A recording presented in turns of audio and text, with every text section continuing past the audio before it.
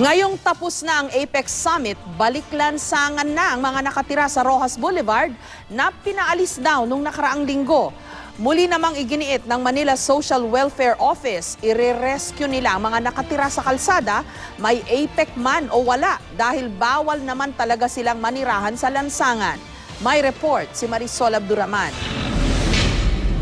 Traffic-free at malinis ang Roxas Boulevard sa nakalipas na 5 araw. Tanging mga pulis at sundalo lang ang makikita.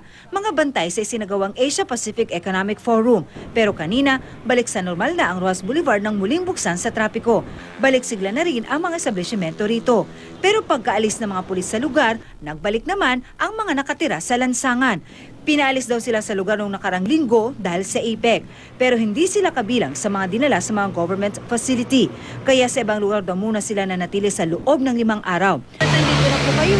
Kasi nagpa-parking po kami kasi isang linggo may kami walang parking. Wala kaming ano. Si Roger De Guia agad nag-ayos ng kanyang pwesto. Balik pwesto na rin ang mga street vendor. Oo, gutom kami. Kaya bumalik na kayo ngayon? Oo, nandito naman ako. Sigarilyo lang tinda.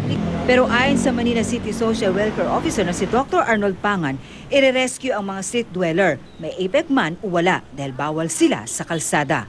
Mahirap man daw intindihin ang ginawa sa kanila, wala naman daw silang magagawa. Sana lang daw wag naman silang ipagtabuyang gayong nakaalis na ang mga bisita sa bansa dahil dito lamang daw sila nabubuhay. Napakahirap po, ma'am.